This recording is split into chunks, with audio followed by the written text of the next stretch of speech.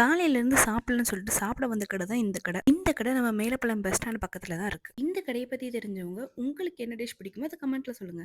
சரி வாங்க, நான் என்னலாம் சாப்பிட்டேங்கிறத பத்தி உங்கள்ட்ட சொல்றேன். அல்ஃபாம் சிக்கன், பீஃப் கிரேவி, முட்டை வீச் பரோட்டா. அடடடடட சொல்ல வார்த்தையே இல்ல. இந்த முட்டை வீச் பரோட்டாவும் பீஃப் கிரேவியும் அல்டிமேட்டா இருந்ததுங்க. பின் குறிப்புங்க, இது எந்த வித ப்ரமோஷனும் கிடையாது. நான் என்னோட ஃபேமிலியோட போய் சாப்பிட்டேங்க.